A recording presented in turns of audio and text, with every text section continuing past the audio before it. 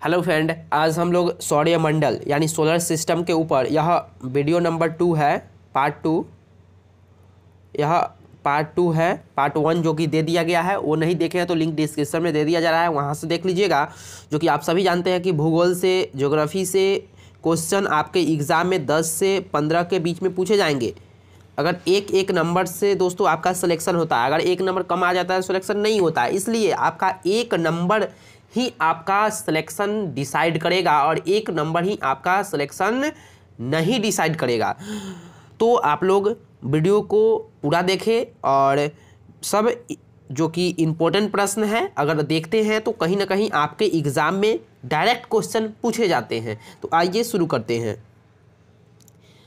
First number question क्या कह रहा है? सूर्य सौरमंडल का केंद्र है। कहा था, किसने कहा था? तो कैप्लर ने कहा था। क्या कहा था? सूर्य सौरमंडल का केंद्र है। चलिए नेक्स्ट क्वेश्चन। तारों के बड़े बड़े गुच्छे का समूह है। कहाँ पे है? तो आकाश गंगा में। इसे गैलेक्सी भी कहते हैं। चलिए नेक्स्ट क्वेश्चन है, पृथ्वी गोल है। कहने वाले विद्वान का नाम या कहने वाले व्यक्ति का नाम क्या है? पाइथागोरस है। ठीक है, कहीं ना कहीं आपके एग्जाम में पूछा हुआ क्वेश्चन है।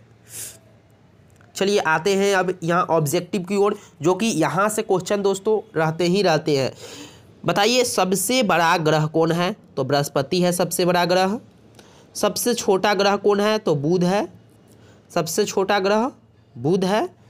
नेक्स्ट है, पृथ्वी का उपग्रह कौन है? तो चंद्रमा पृथ्वी का उपग्रह है।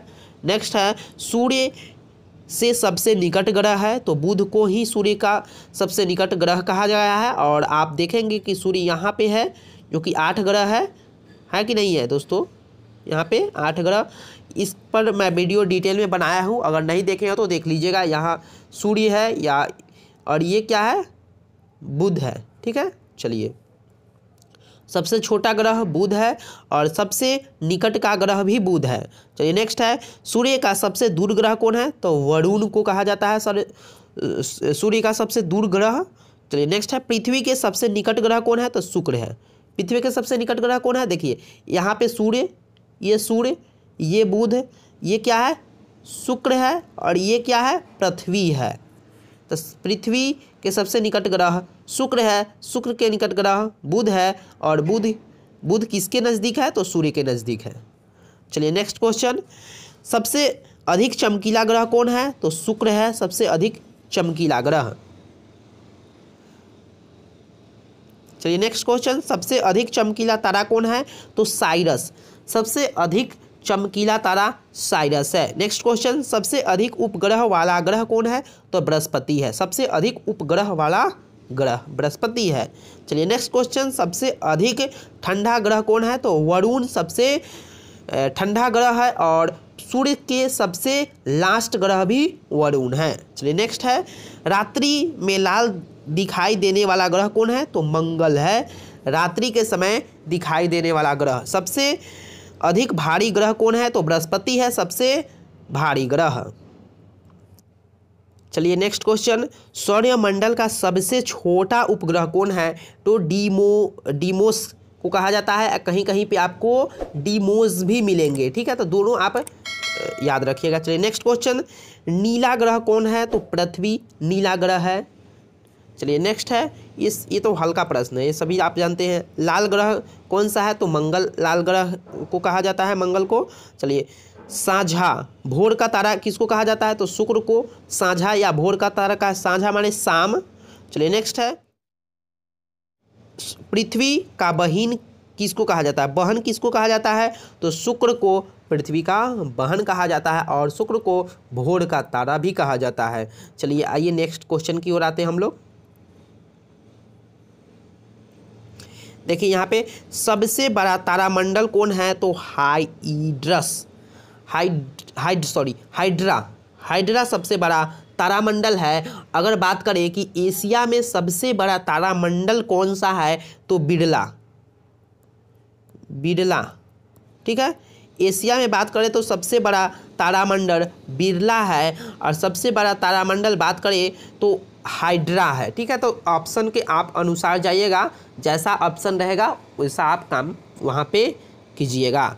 चलिए नेक्स्ट क्वेश्चन है, आकाशगंगा की निकटतम मंदाकिनी है तो क्या है? देवयानी है आकाशगंगा की सबसे निकटतम मंदाकिनी।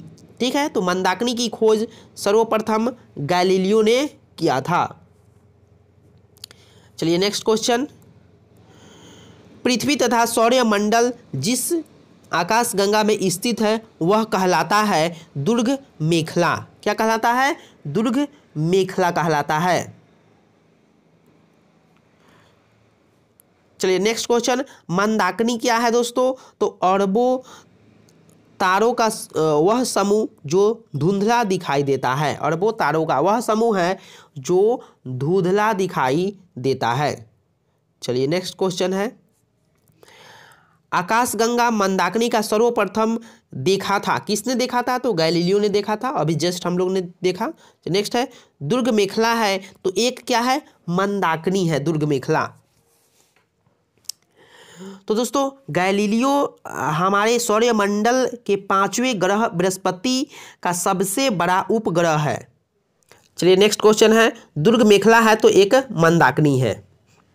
नेक्स्ट है, 76 वर्ष के अंतराल पर दिखाई देने वाला धूमकेतु है तो हेली है।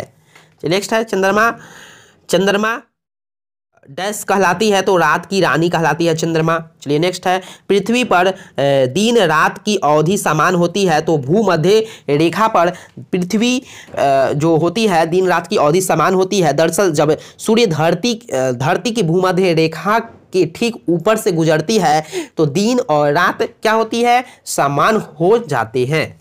चलिए नेक्स्ट है, शनि ग्रह के चारों ओर पाए जाने वाले वलयों की संख्या है तो 10 है। ठीक है दोस्तों, तो उम्मीद करता हूं कि आप लोगों को समझ में आता होगा और याद भी हो रहा होगा। दोस्तों ये सब रिवीजन के तौर पे आप समझिए, आप सबको तो भली भांति याद ही होगा।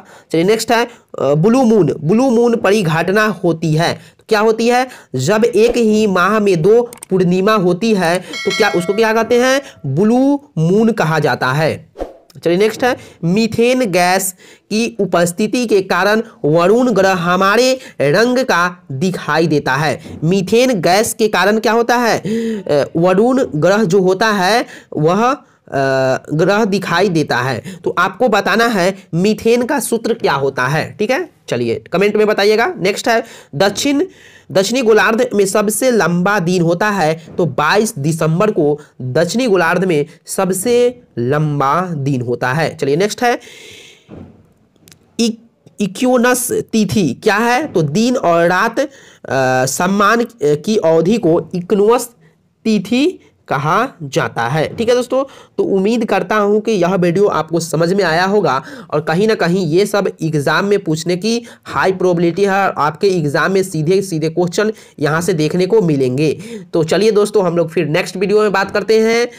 जय हिंद, जय भारत।